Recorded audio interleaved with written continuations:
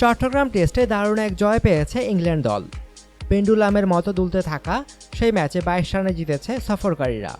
Allister কুকের দল এতে উচ্ছ্বাসিত হলেও এমন জয়ে খুশি হতে পারেনি মাইকেল ভন।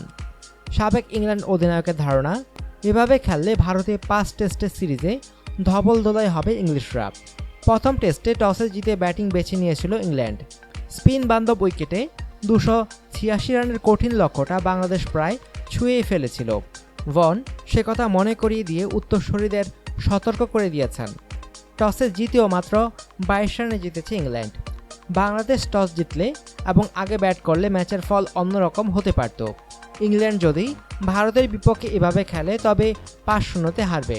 টেস্ট জয়ের উচ্ছ্বাসে আপত্তি নেই ভনের, তবে এই ম্যাচ থেকে শিক্ষা নিতে বলেছেন তিনি বলেন, হ্যাঁ, জয়টা উদযাপন করুক তারা, কিন্তু তাদের একটু সময় নিয়ে অবস্থাটা বোঝা উচিত।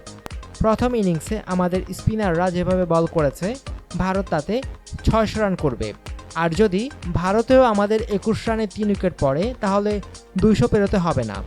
ঢাকা টেস্টের আগে তাই দলে পরিবর্তন দেখতে চান ইংল্যান্ডকে 51 টেস্টে নেতৃত্ব দেওয়া ভন।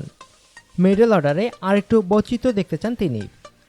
ভন বলেন, আমি হলে প্রথম টেস্টে হাসিব হামিদকে দিয়ে ওপেন করাতাম, কিন্তু এখন তো বেন ডাকেটকে সরানো ঠিক হবে না, তাই গ্যারি ব্যালেন্সের বদলে জস বাটলারকে দেখতে চাই। মাঝে মধ্যে দল নির্বাচনে অনড় থাকা বোকামি।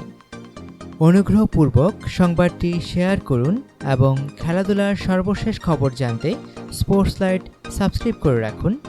ধন্যবাদ।